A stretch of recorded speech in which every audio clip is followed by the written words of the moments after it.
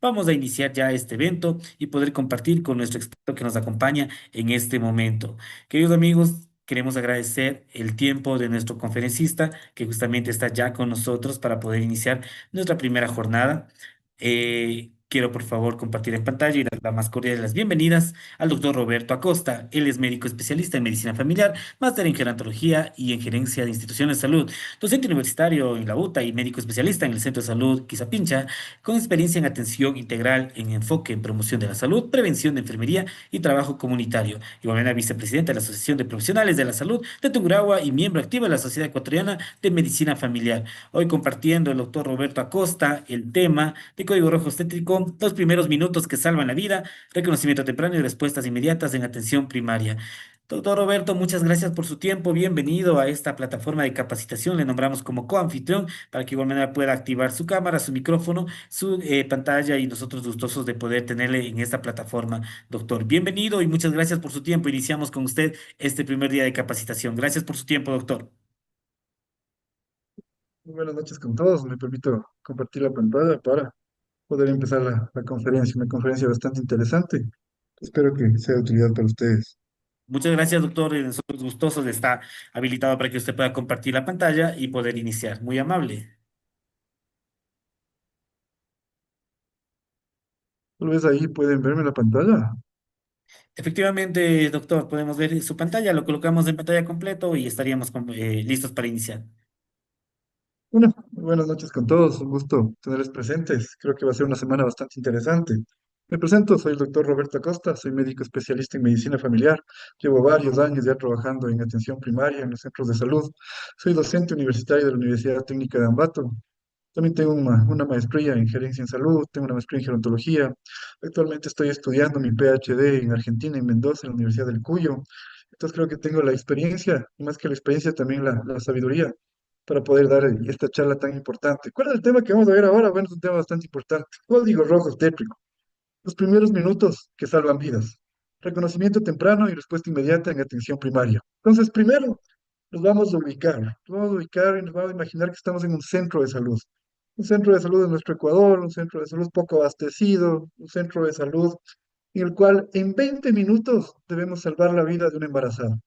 Una embarazada que tal vez es cabeza de hogar, una embarazada que no tiene los recursos económicos y que somos nosotros, los médicos, que debemos salvar a esa persona, salvar esa vida y salvar a esa familia. Como primera situación, vamos a ver la actualización de la FIGO. La FIGO es la Federación Internacional de Ginecología y Obstetricia. Siempre nosotros como médicos debemos estar actualizados con las últimas guías de práctica clínica y también tener una explicación cómo las guías van cambiando de criterios. Entonces ahora vamos a tener la actualización de las FIGO. La FIGO dio aproximadamente más de 20 recomendaciones acerca de lo que se creía de la hemorragia parto, de la hemorragia de parto, de la hemorragia posparto. Y esto lo dio el 5 de octubre de 2025, justamente cuando se celebraba el Día de la Hemorragia Posparto. Y dieron muchas recomendaciones y cambió mucho lo que se creía antes, especialmente en la definición. Entonces, vamos a conversar acerca de esto. ¿Y qué nos dice la FIGO en su última actualización? Primero, debemos ver estadísticas. A nivel mundial nos dice que la hemorragia posparto corresponde a la cuarta de todas las defunciones maternas en el mundo. La cuarta. Nosotros decimos, chuta, la cuarta es, bueno, es algo esperado, ¿no? La principal causa de muerte, hemorragias, el mal manejo en el trabajo de parto, pero resulta que es la cuarta a nivel mundial. Pero en Latinoamérica y también en Ecuador es la segunda causa de muerte, no es la cuarta. En Ecuador es la segunda. Es muy preocupante. Y nosotros nos preguntamos, ¿pero por qué? ¿Por qué en Ecuador es la segunda y a nivel mundial es la cuarta?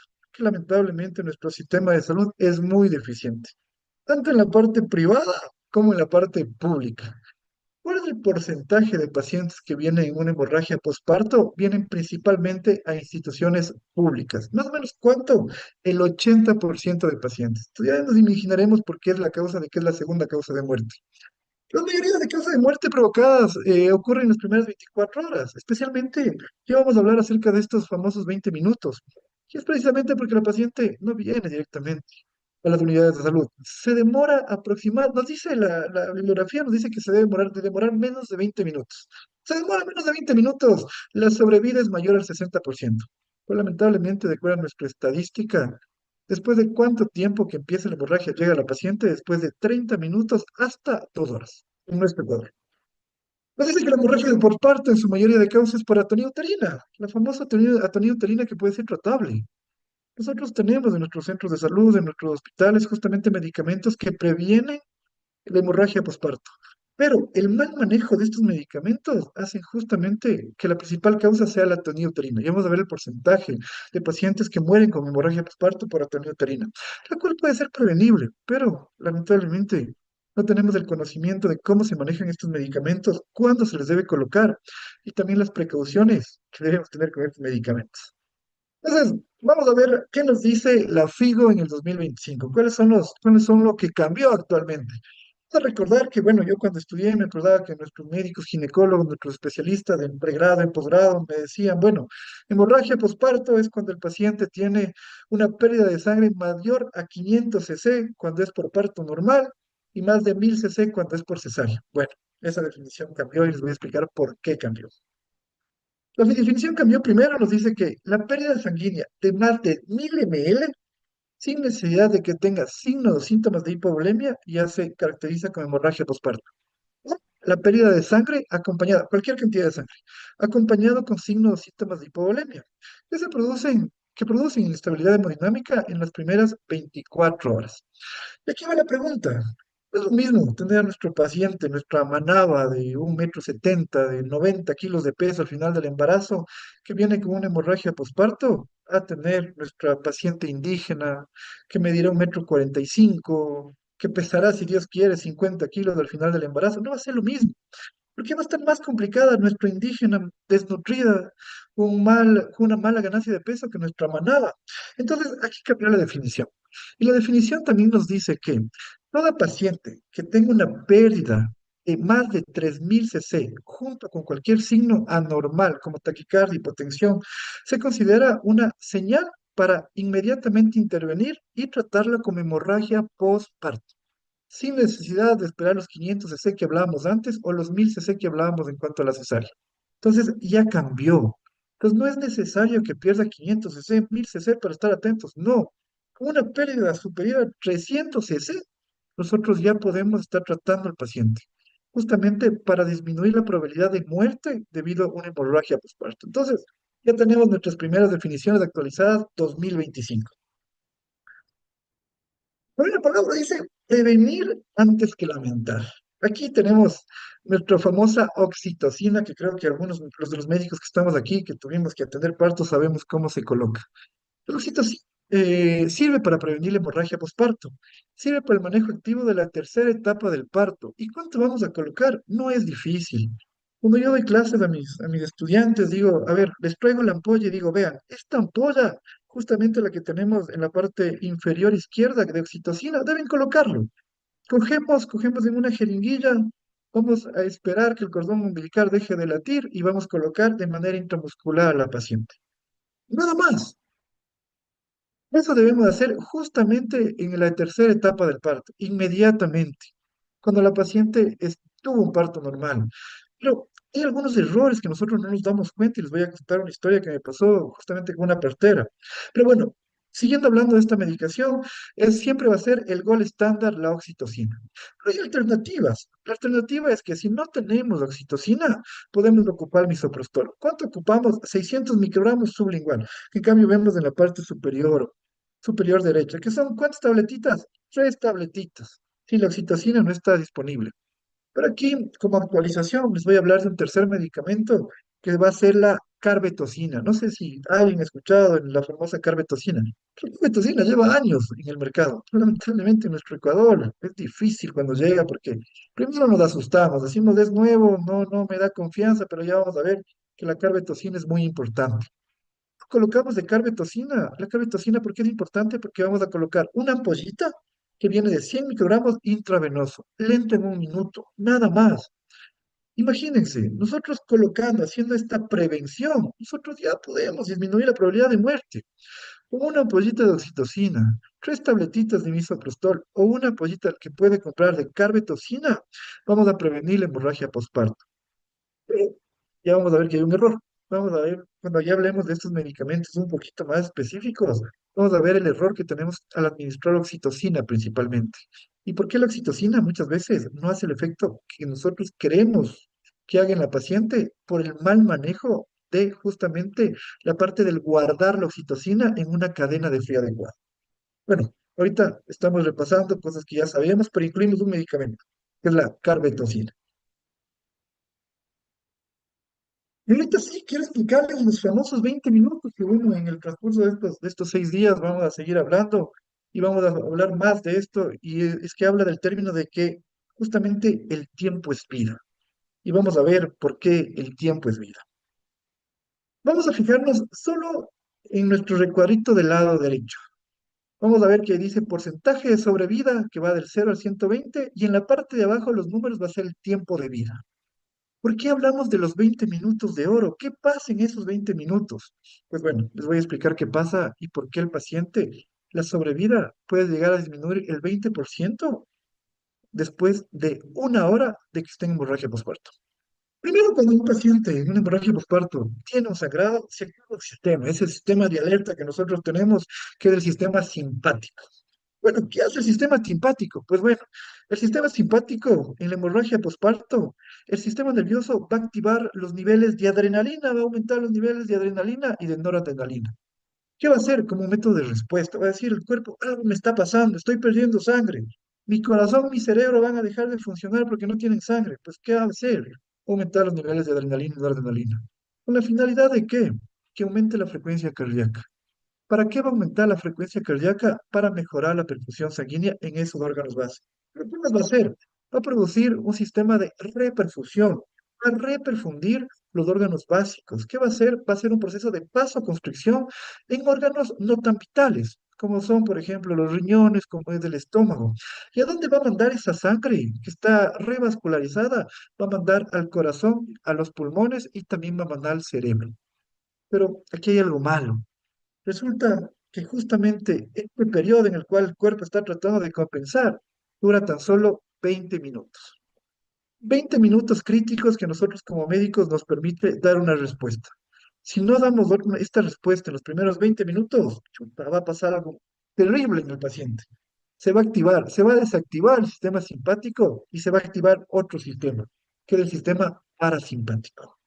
El sistema parasimpático, ¿qué es lo que va a hacer en la hemorragia postparto? Pues, chuta, va a ser todo lo contrario del sistema simpático y va a tener un papel limitado en la función inicial.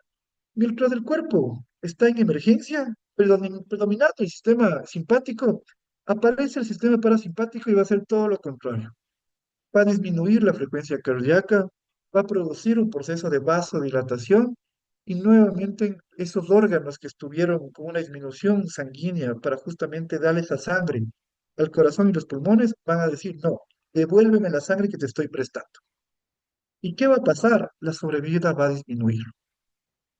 ¿Qué quiero decir con esto? Que en estos primeros 20 minutos, la respuesta va a ser justamente una respuesta vasomotora, con redistribución del volumen, y este fenómeno, como les digo, dura 20 minutos.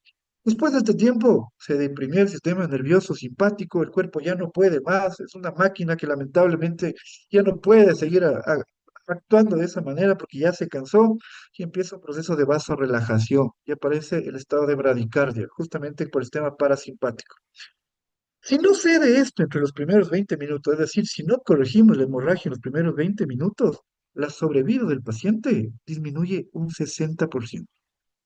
Es decir, hay un 40% de probabilidad de que el paciente fallezca. Eso es algo terrible, algo terrible. Pero ¿qué pasa si no corregimos a los 20 minutos? Bueno, la sobrevida disminuyó. ¿Qué va a pasar si pasa 1 hora? Si pasa 1 hora, se va a activar la coagulación intravascular diseminada. La coagulación vascular diseminada que aparece en el choque hipovolémico. Pero, ¿por qué esto es tan riesgoso? Bueno, algunos sabemos qué significa esto, no sabemos qué significa esto, pues les voy a explicar qué pasa. Resulta que en una hemorragia se empiezan a activar los factores de coagulación de una manera desmedida, totalmente desmedida. ¿Qué es lo que pasa? Que empiezan a formarse los factores de coagulación, los 6, los 7, los 8, los 10, el 11 y el 12. ¿Y qué va a pasar? Que va a empezar a formar trombos, pequeños trombos. ¿En dónde? A nivel de todo el cuerpo, pero de una manera desmedida. Al pasar esto va a durar aproximadamente de 20 a 30 minutos. ¿Cuál es la idea? ¿Por qué el cuerpo hace esto? Justamente para tratar de evitar la hemorragia. Resulta que igual que el sistema parasimpático, esto dura poco. Entonces se van a empezar a formar trombos, se van a empezar a formar niveles de fibrina a nivel del cuerpo, pero va a durar 30 minutos. Pero, ¿qué va a pasar luego? El cuerpo se va a cansar. Resulta que el cuerpo después de 30 minutos se cansó, más o menos 30, 40 minutos, y va a hacer todo lo contrario. Ya no va a tener factores de coagulación, ya no va a tener de fibrina porque ya la ocupó. ¿Y qué va a pasar? Va a empeorar la hemorragia. Eso va a pasar después de una hora. Es decir, si nosotros queríamos fibrina, factores de coagulación para que tapone esa hemorragia, ahorita va a ser imposible porque el cuerpo ya no los tiene. Y va a pasar lo que dijimos anteriormente, coagulación intravascular diseminada. ¿Y qué va a pasar cuando empiece la coagulación vascular y diseminada? Que la probabilidad de vida disminuye un 20%. Es decir, si nosotros no tratamos al paciente correctamente, o llega el paciente después de una hora, la probabilidad de vida, es decir, de cada 10 pacientes, solo dos van a sobrevivir. Es por eso la importancia de esto.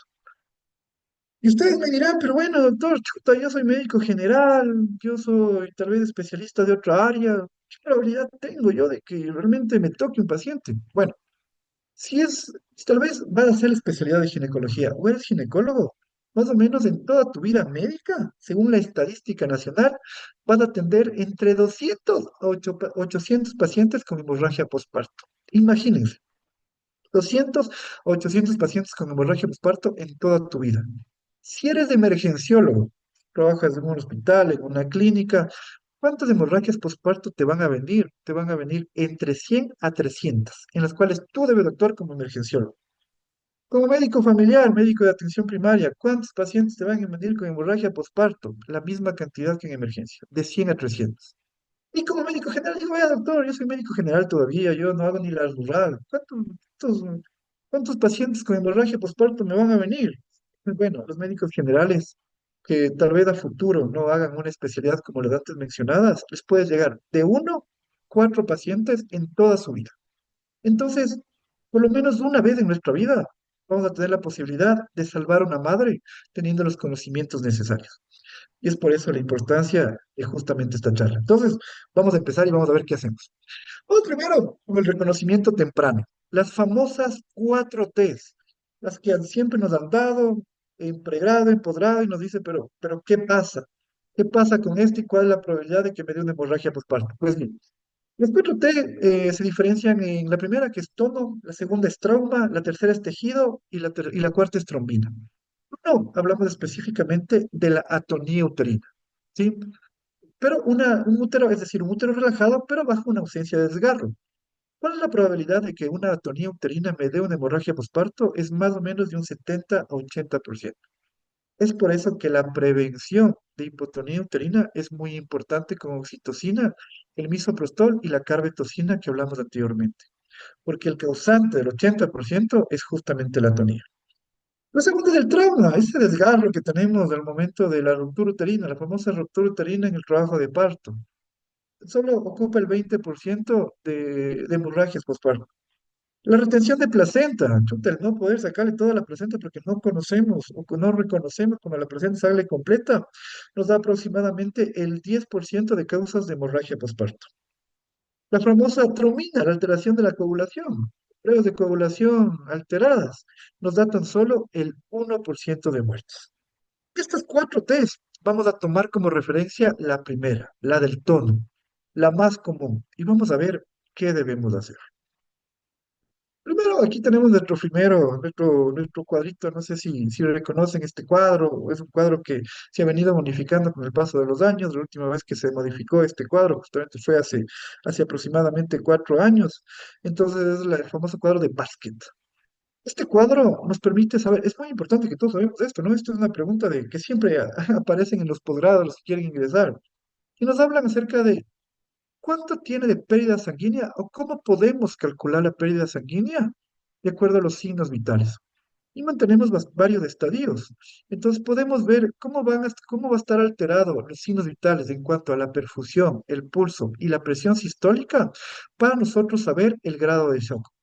Es muy importante reconocerlo porque dependiendo de esto podemos dar tratamiento. Nos dice las guías. ¿Cuándo debemos tratar al paciente? Digamos que tenemos una hemorragia postparto. Puta, lamentablemente no sabemos cuánto de sangre perdió. O sea, vino de la casa, llegó al centro de salud, llegó al hospital, pero no sabemos. Primero vamos a ver cómo podemos identificar. Eh, Algunas guías de práctica clínica, y especialmente las de SIGO, nos habla de tres maneras de identificar. Si nosotros no sabemos cuánta sangre perdió. Primero, solo con la presión sistólica. Si nosotros tenemos una presión sistólica menor a 90, ya debemos suponer que existió una pérdida sanguínea debido a una hemorragia posparto. Solo con la presión sistólica.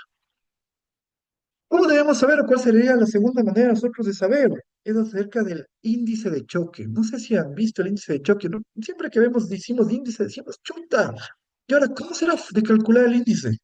El índice de choque no es más que dividir la frecuencia cardíaca sobre la presión sistólica. Nada más. Dividimos la frecuencia cardíaca sobre la presión sistólica. ¿Cuándo decimos que el índice de choque es normal? Cuando nos da un valor de 0,709. Decimos que es normal. ¿Cómo podemos calcular el grado de choque con esta relación? Si decimos que es mayor o igual a 0,9 hasta 1,1, podemos decir que tiene un grado de choque leve. Si tenemos un grado de choque de 1,1 a 1,3, decimos que es moderado.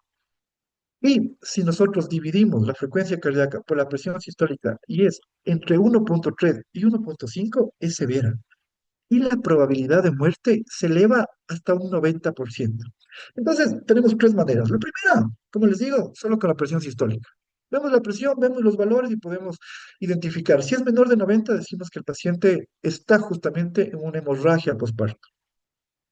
Podemos ocupar, como les dijo, el índice de choque, dividiendo la frecuencia cardíaca sobre la presión sistólica y vemos los valores. No se olviden. Lo normal, 0,7, 0,9, tiene una alta sensibilidad y una alta especificidad justamente hacer este cálculo. Y si nosotros tenemos un valor mayor a 0,9, estamos en una hemorragia postparto. Y si es superior a 1,1, perdón, a 1,3, decimos que la probabilidad de muerte es sumamente alta. Si queremos ser más específicos, bueno, tenemos este cuadrito que es el cuadrito de básquet, que como les digo, se modificó hace 4 años, que también nos puede decir, nos puede afirmar cuánto nosotros tenemos de grado de choque de acuerdo a los distintos acápites. Aquí hay algo importante y siempre nos preguntamos, pero puta, ¿hasta qué grado de choque podemos nosotros tratar dentro de un centro de salud? ¿Cuándo podemos decir que el paciente puede estar complicado, puede estar complicada su muerte, ¿no? Pues decimos que nosotros podemos tratar en un estadio leve. Solo en un estadio leve podemos garantizarnos por lo menos más del 60% que ese paciente no va a fallecer, en un estadio leve. En un estadio moderado y en un estadio severo, seguramente el paciente ya el tratamiento no solo es con medicamentos, ya no solo con hidratación. Seguramente en estos dos estadios, en el moderado y el severo, el paciente necesita transfusión sanguínea y eso solo se hace en hospitales de segundo nivel, ¿sí? Entonces, ya sabemos qué pacientito podemos tratarlo tranquilamente y qué pacientes necesitamos todo se debe referir, pero si tenemos un paciente en estadio moderado y severo, debemos inmediatamente llevarle a una unidad de segundo nivel, porque seguramente al hacer exámenes ya vamos a saber con qué valores hacemos transfusión sanguínea. Necesita una transfusión sanguínea de 4 tipos distintos de derivados sanguíneos, que es lo que vamos a ver a continuación. Entonces, ya reconocimos a nuestro paciente, ya reconocimos nuestro estadio, ya reconocimos por qué le está produciendo la hemorragia posparto. Pues bueno, vamos a lo siguiente. Activación de la clave obstétrica, que no es difícil. Vamos a ver en los siguientes días igual cómo vamos a activar, vamos a ser más rigurosos, pero ahora quiero yo enseñarles a identificar muchas cosas de la activación de la clave roja obstétrica. ¿Cuántas personas debemos estar activos? ¿Cuántos? No es necesario que metamos ahí a un cuarto de emergencia 10 personas para que todas nos ayuden. Y vamos a ver cuáles son las mínimas personas que deben estar y cuáles son el número máximo de personas que debe estar. Entonces, aquí tenemos nuestro cuadrito de manera general. Este cuadrito nos sirve para toda la activación de todas las claves de manera general. Tenemos un asistente uno que está en la parte superior, en la cabecera de nuestro pacientito. Tenemos un asistente 2 que está a su lado derecho, un circulante y un coordinador. ¿Qué nos dice justamente las normas actuales? Que deben de ser aproximadamente 4 personas que deben asistirnos para justamente activar la clave roja. Y de esas cuatro personas debemos contar por lo menos con un médico y también con una enfermera. El mínimo son dos personas, los recomendados son cuatro y lo máximo son seis personas, no más de eso. Si tenemos más de seis personas, las funciones se entorpecen, la ubicación se descoordina totalmente y al igual que las responsabilidades. Entonces, es preferible estar los cuatro, máximo seis si queremos que alguien nos ayude por ahí, pero no más de eso.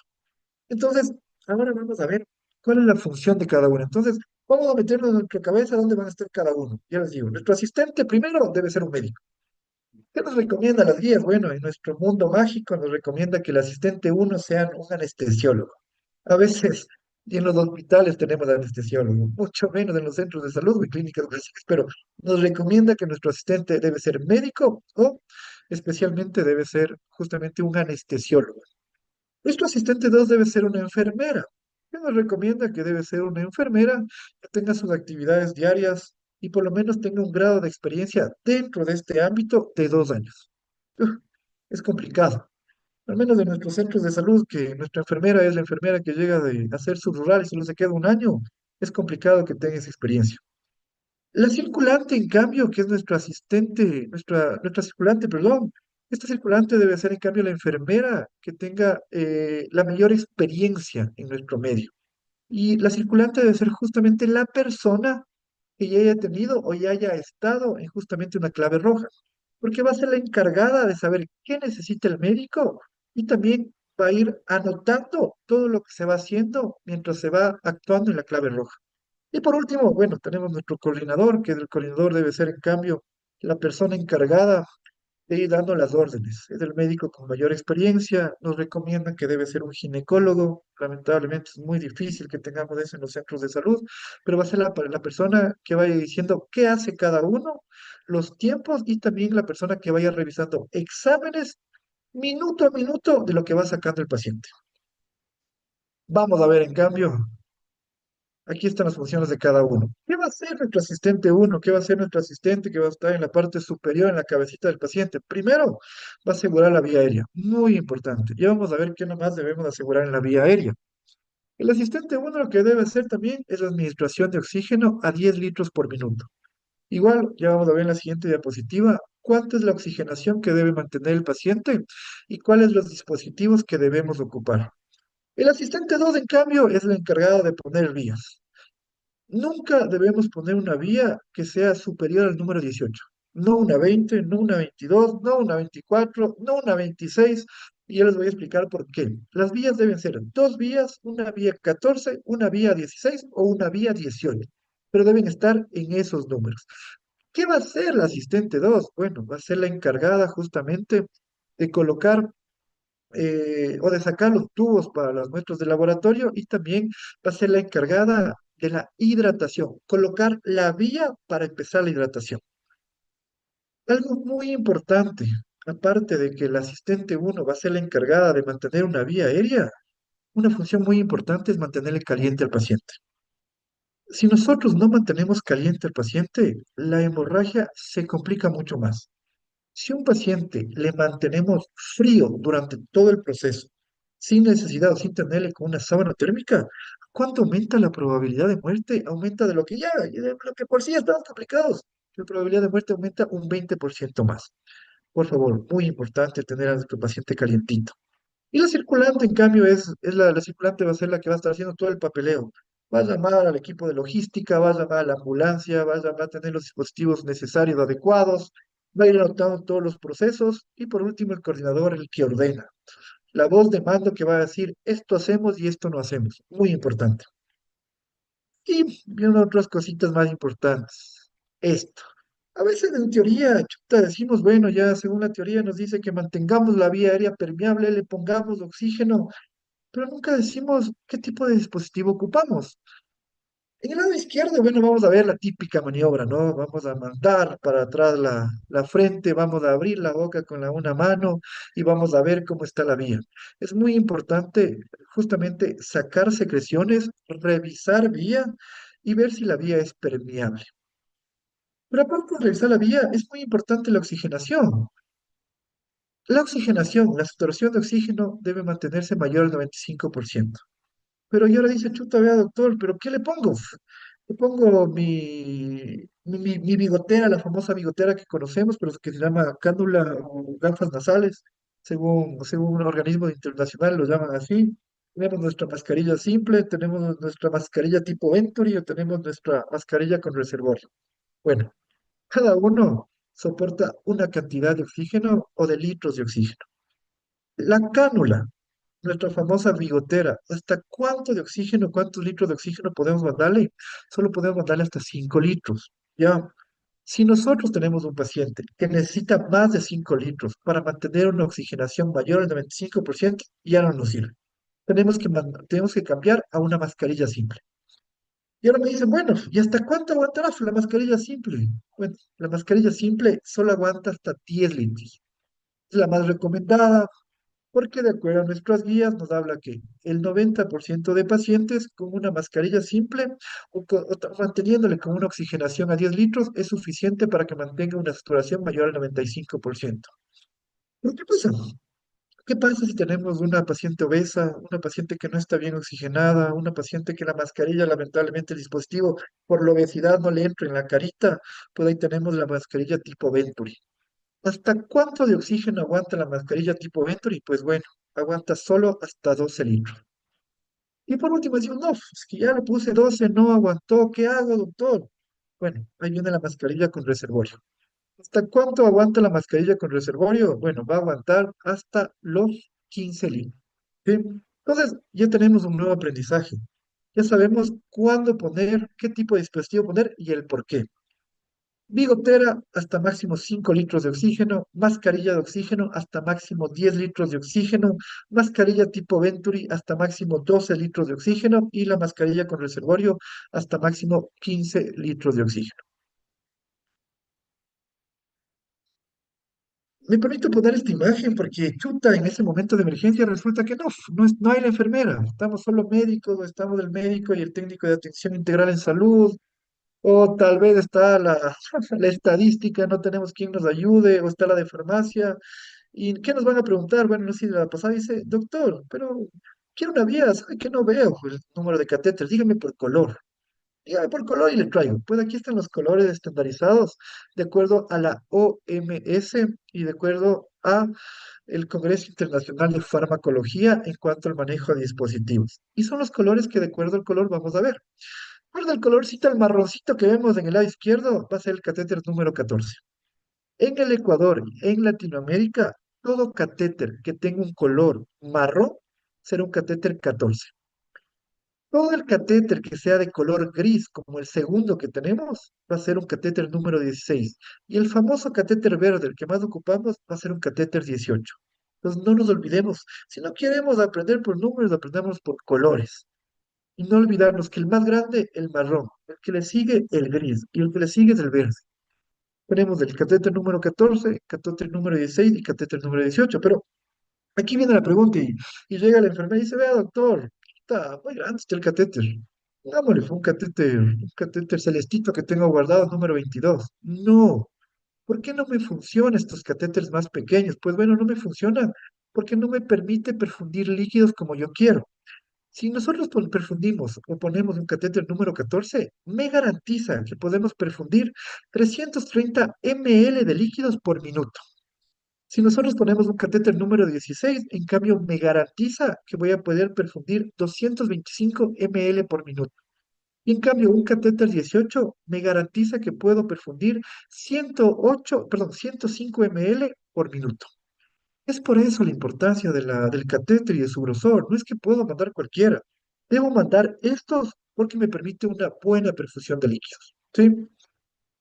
Y vamos a ver por eso que los kits obstétricos, cuando yo revisaba en mi centro de salud y veía un catéter número 24, le sacaba es que decía, doctor, es para completar el kit. No, no es para completar. Cuando llega un paciente y no tengamos esto, la probabilidad de muerte va a depender de nuestro trabajo. Y es por eso que debemos hacer siempre bien las cosas. Y ahí tenemos vuelta a nuestra segunda vía. Nuestra segunda vía que decimos, doctor, vea, tengo como 7 tubos, ¿cuál ocupo? Lamentablemente estamos de noche, son 2 de la mañana, lamentablemente hay otro proceso, por ahí otra hemorragia que sucedió, nos mandan los tubos para que la enfermera saque, no hay la enfermera, está el auxiliar y no sabemos en qué tubos poner. Pues bueno, debemos poner en el tubo rojo una muestra de tubo rojo, una muestra de tubo lila y una muestra de tubo celeste. Como podemos ver también para qué sirve cada uno. El rojo uso para pruebas generales de sangre, especialmente lo que son química sanguínea y serología, muy importante en este caso. El lila uso para estudiar las células de la sangre, es decir, nos sirve para nuestros famosos hemogramas, que chuta, es muy importante porque ese valor nos permitirá luego saber si necesita o no necesita transfusión sanguínea. Y el tubo celeste, muy importante para los tiempos de coagulación. ¿Por qué es importante los tiempos de coagulación? Porque ya vimos que una de las enfermedades que nosotros podemos tener es justamente falta de coagulación cuando pasa después de 1 hora y eso puede perjudicar más del cuadro. Entonces vamos a hacer un tubito rojo, un tubito lila y un tubito celeste. Y ya sabemos para qué sirve cada uno de estos. Vamos a seguir. Y ahora vamos a ver, ¿y para qué sirve, no? O sea, ¿para qué el asistente uno? Como les dije anteriormente, el anterior cuadro era un cuadro bastante general que se utiliza en todos. Pero ahorita, en todos los tipos de claves que nosotros manejamos. Pero en cambio vamos a saber para qué tiene que estar cada uno de ellos, en cambio, justamente una clave roja.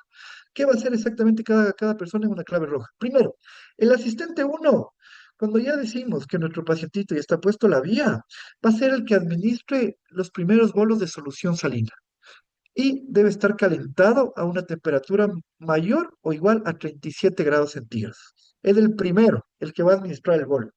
El asistente número 2, en cambio, ya vamos a ver, va a realizar la compresión abdominal de la aorta. Entonces ya tenemos. Nuestro asistente uno va a colocar líquidos, nuestro asistente 2 va a empezar la compresión abdominal de la aorta para poder disminuir la hemorragia. El asistente 3, si en este caso lo necesitaríamos y tenemos disponible, va a ser la persona que traiga el TAM. No sé si han visto nuestro famoso anti-shock, nuestro traje anti-shock, ya vamos a ver. Traje anti-shock no neumático, ya vamos a ver que de eso va a ser el asistente 3 que va a traer. El circulante, ¿qué va a hacer? Elevar ambos miembros, no olvidarnos. Está el uno poniendo solución salina, está el otro haciendo la compresión. El circulante que está en los piecitos debe elevar los pies a 45 grados. Después de que ya puso el asistente uno su suerito, su solución hipotónica, ¿qué va a hacer? Va a empezar la administración de medicación, que es la medicación de oxitocina, y también vamos a ver qué otros medicamentos podemos poner. Y por último, el circulante debe hacer una compresión uterina bimanual, que ya vamos a ver cómo debemos de hacer, un taponamiento uterino con balón. Entonces, cada uno va a tener su función. En este caso, el asistente uno ya está puesto la vía por el asistente 2. El asistente uno va a pasar líquidos y va a pasar medicación. Asistente 2 va a coger y va a comprimir, ya vamos a ver cómo se comprime la región abdominal de la aorta. Y el asistente 3 va a elevar los piecitos y va justamente a hacer la compresión uterina bimanual, que ya les vamos a explicar cómo hacer. Entonces, cada uno está actuando en ese momento. Vamos a lo que nos importa. ¿Cuál es el tratamiento farmacológico necesario? ¿Qué es lo que debemos saber? ¿Qué es lo que debemos conocer? Como docente de farmacología, yo siempre le digo a los chicos, así como no debemos tener miedo para dar medicación, también nosotros debemos saber cuáles son nuestros limitantes. Y vamos a saber cuándo no debemos poner estos medicamentos o por qué si estos medicamentos no me van a dar el efecto necesario. Y vamos a hablar primero de la oxitocina. La oxitocina, la administración es muy fácil. ¿Qué es lo que debemos hacer? Nos dice las guías que debemos pasar de 20 a 40 unidades. Es decir, vamos a coger, queremos pasar las 40 unidades, que es una de las recomendaciones más factibles. Si no saben si pasar entre 20 y 40, es mejor pasar 40. Vamos a diluir entonces 4 ampollas en 1000 cc de solución cristaloide, es decir, en cloruro de sodio al 0,9% y vamos a pasar al paciente de manera inmediata. ¿Cuál va a ser la velocidad de infusión que debemos administrar esto? Vamos a administrarle una velocidad de infusión de 250 a 500 ml hora, ajustando según la respuesta clínica. Y les voy a comentar el caso clínico que les comentaba. Bueno, yo hace 2 años tuve mi famosa partera, mi partera de Quizapincha. Ya tenemos como 20 parteras de toda Quizapincha. Y llegó una partera bastante joven, tenía 40 años. Le había heredado a la mamá justamente el ser partera. ¿Y qué me viene a decir? Viene con una paciente con hemorragia postparto. Gracias a Dios le trajo antes de los 20 minutos. Y dice, vea, doctor, adivine, me dice. Yo le digo, ¿qué? Le veo sangrando a la paciente y me dice, ya le puse oxitocina.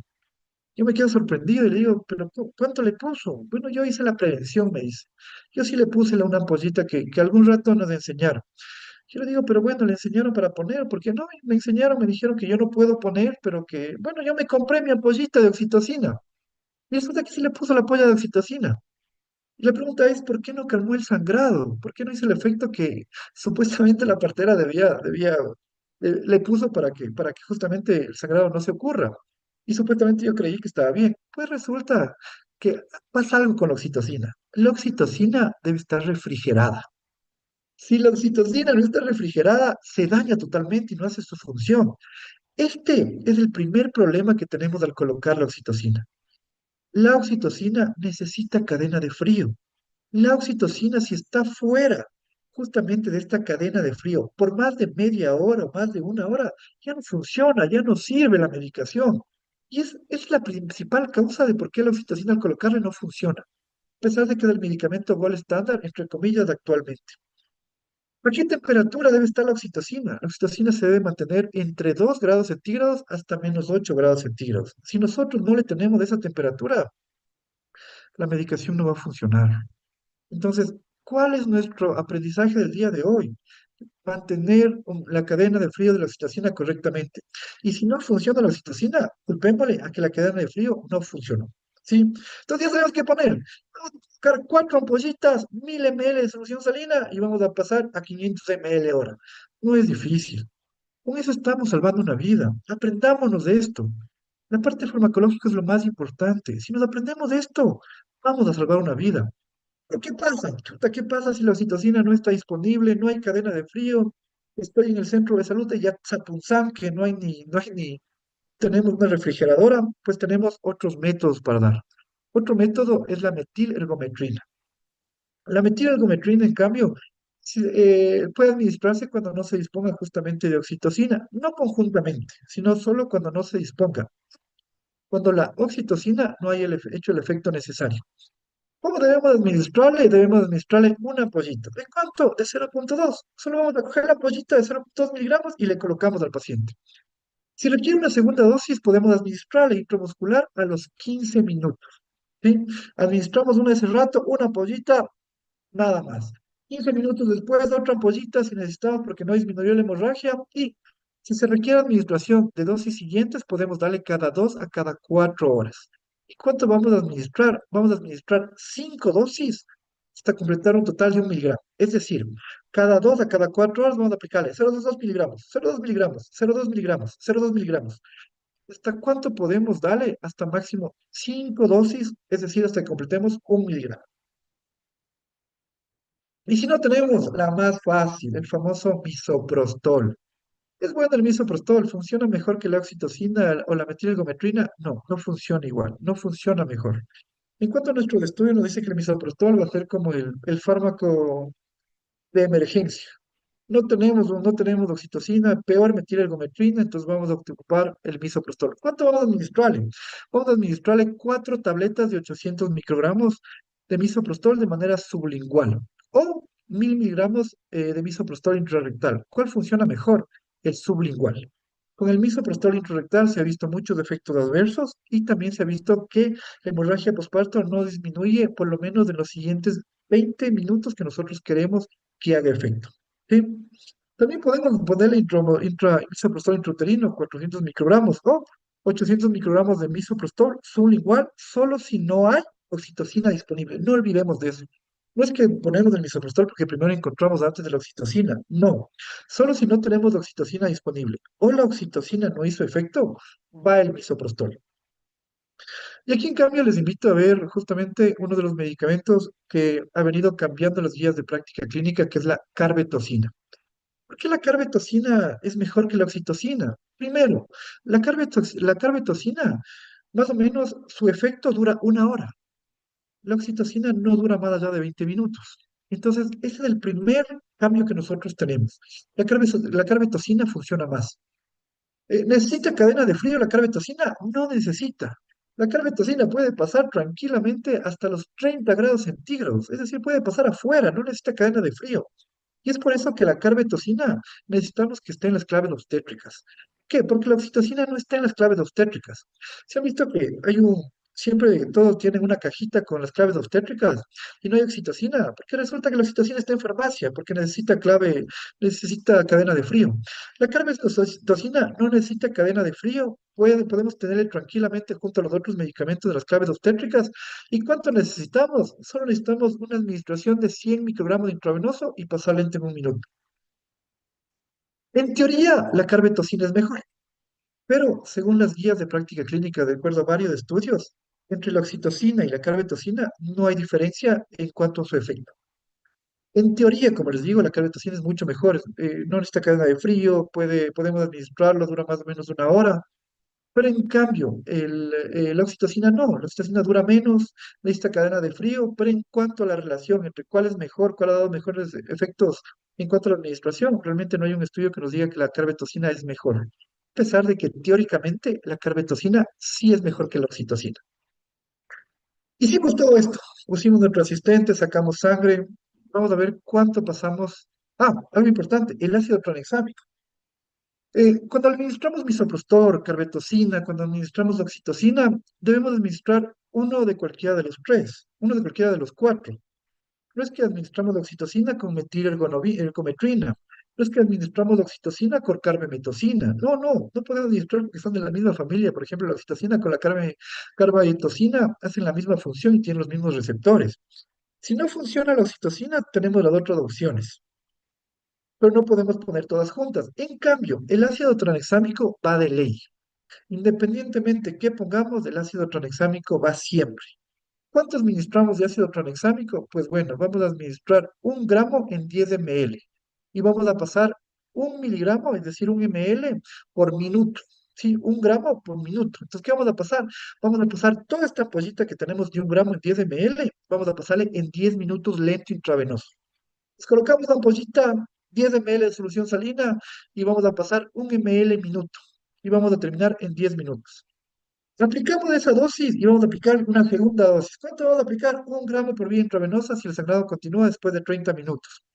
O si se repite antes de que haya transcurrido 24 horas de haber completado la primera dosis. Entonces, podemos dar una segunda dosis después de 30 minutos o antes de las 24 horas de haber calmado el sangrado.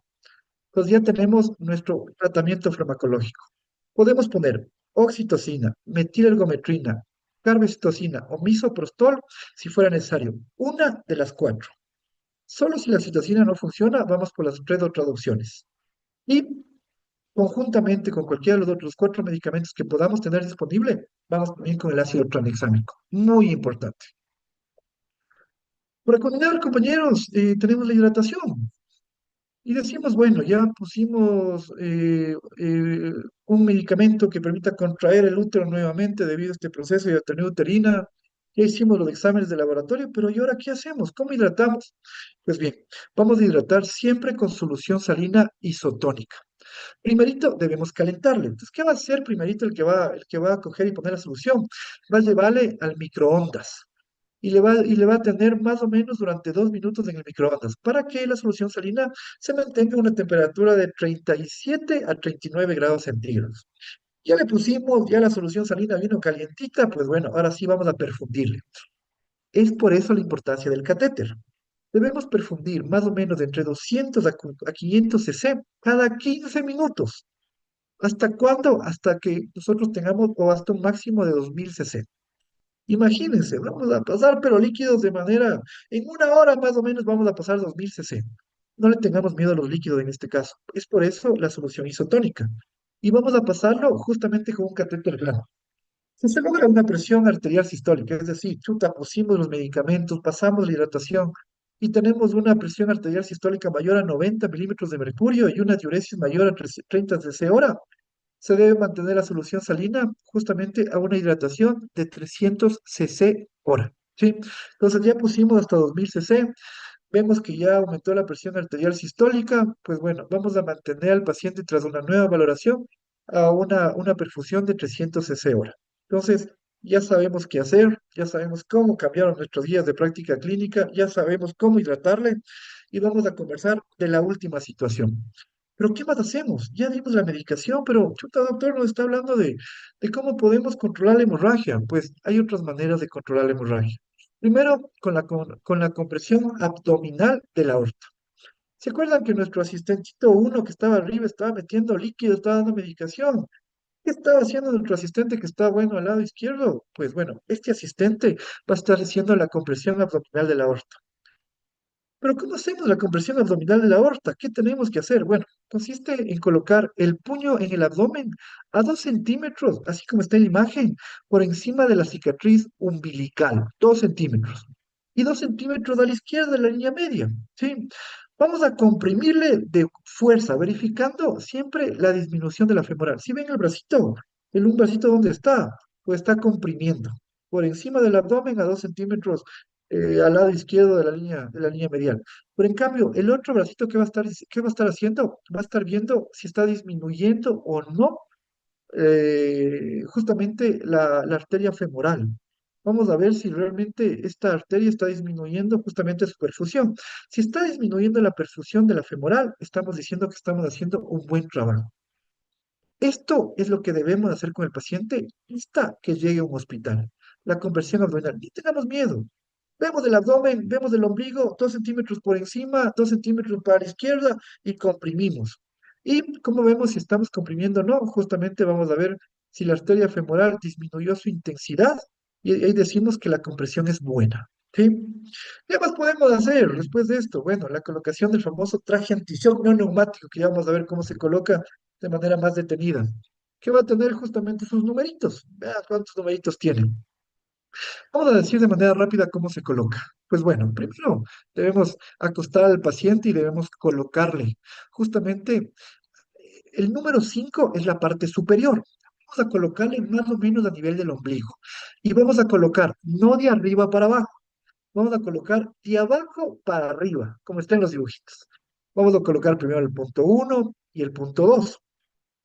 En la imagen del punto 2, ¿por qué está metiendo el dedito justamente por debajo de esta parte elástica? Es que si nosotros colocamos un dedo y nos calza un dedo, es que está bien colocado.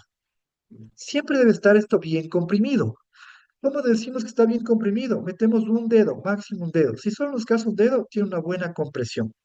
Y de ahí vamos a ir poniendo, luego la parte 3, luego la parte 4, vamos a colocar la parte 5 y encima de la parte 5 vamos a colocar la parte 6. Nada más.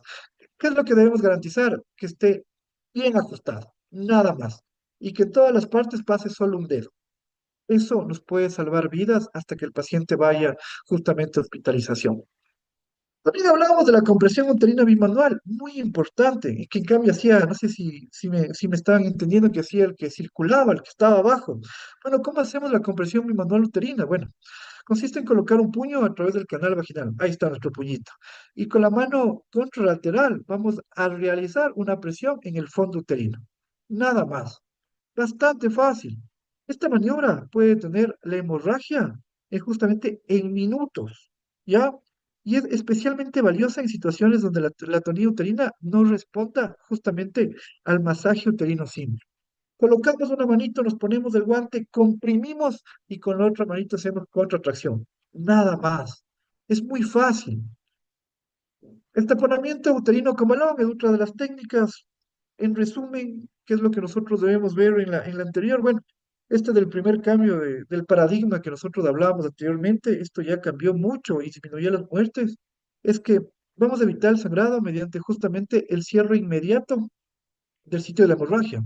El procedimiento facilito. Implica la inserción de un catéter con un globo inflable. Sí, y la inflación del globo con una cantidad específica de líquido. Generalmente, ¿con cuánto inflamos? Porque a veces tenemos el globo y decimos, chuta, doctor, ¿y ahora cuánto le meto? Bueno, vamos a meter 500 cc. Esta técnica tiene como objetivo ejercer una presión directa, justamente directa, sobre las arterias uterinas. ¿Ya? Ahí podemos ver. Comprometiendo, perdón, comprometiendo y deteniendo el flujo sanguíneo excesivo que puede ocurrir justamente después de la hemorragia postparto. Es bastante fácil de hacer. No necesitamos ser genios para poner 500 cc y inflar el globo. Y esto puede permanecer para que el paciente vaya al hospital. por último, bueno, eso veremos en la parte quirúrgica. Tenemos el pinzamiento vaginal de la arteria uterina, que bueno, esto ya se debe hacer en un lugar sumamente estéril. Necesitamos ya anestesia y esto ya sería una situación de hospital. Con esto doy concluido mi cátedra, la cátedra que nosotros hemos tratado ahora del código rojo. Es un resumen de lo que vamos a ver. Es importante que ustedes vayan viendo estas partes importantes para ir desglosando luego. Y me quedo con una frase que mi doctor de ginecología me dijo algún día después de dar esta charla y fue, cada acción que tomas para detener una hemorragia postparto es un abrazo a la vida. Salvar a una madre es proteger el corazón de una familia entera. Muchas gracias. Muchas gracias, doctor Roberto. Excelente mensaje y excelente. La última frase me encantó, ¿no? Y es justamente la responsabilidad de cada uno de los profesionales que se realiza día a día y especialmente en estos casos. Bueno, no sé si de pronto, doctor, para todos podemos contestar lo que Cintia nos dice. ¿Podemos usar a la par el ácido tranexámico con los uterotónicos? Nos pregunta Cintia, por favor, doctor Roberto. Sí, justamente el ácido tranexámico se usa conjuntamente. Como les explicaba, podemos buscar entre la oxitocina, si no hay oxitocina, la carbetocina, si no hay la carbetocina, la metilgometrina, última opción, el misoprostol, uno de los cuatro, pero siempre con el ácido tranexámico, porque la función del ácido tranexámico es muy distinta a de los uterotónicos que nosotros ocupamos. La función del ácido tranexámico, pues bien, es justamente un fibrinolítico. El ácido tranexámico, cuando nuestro cuerpo está fumando fibrina, es para justamente tapar una hemorragia. Pero ¿qué pasa con el cuerpo? Bueno, el cuerpo dice, a la fibrina lo reconoce como un cuerpo extraño. ¿Y qué dice? Bueno, no, no, a ver, está formando fibrina, eso es un cuerpo extraño, el cuerpo va a coger y va a tratar de destruirlo. Función del ácido tranexámico justamente funciona para que el propio cuerpo no destruya esa fibrina y mantenga esa fibrina durante más tiempo y podamos tapar la hemorragia. Todo el ácido tranexámico debe ir como ley conjuntamente con los otros medicamentos. Perfecto, gracias, doctor. Nos hace llegar las felicitaciones desde la plataforma de www.capacitacionescoex.com. Es una excelente información, muchas gracias.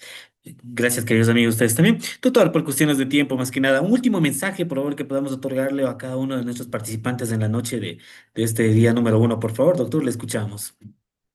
Bueno, compañeros, colegas, es muy importante, a pesar de que a muchos de ustedes tal vez no les llegue un paciente en su vida como médico con una hemorragia postparto, siempre es bueno estar preparado y siempre es bueno estar prevenido. Como recomendación, siempre, si el centro de salud, si nuestra unidad médica no tiene estos medicamentos, nosotros tengamos este medicamento de emergencia en nuestro consultorio, especialmente el ácido tranexámico, especialmente la carbetocina. Esos medicamentos van a permitir que nosotros hagamos bien nuestro trabajo y principalmente nos va a permitir salvar la vida de una madre que necesita nuestra ayuda. Muchas gracias. Gracias, doctor, muy amable. Será hasta una próxima y que pase muy bien. Le agradecemos a nombre del Instituto Azteca de Gracias. México y de COEX Hasta luego. Capacitaciones. Muy amable, doctor. Queridos amigos, agradecemos de tal manera al doctor Roberto Acosta que justamente empezamos este día número uno y pues a ustedes les invitamos a continuar. Vamos a compartir con nuestra siguiente especialista por cuestiones de tiempo también y sabemos que este evento tiene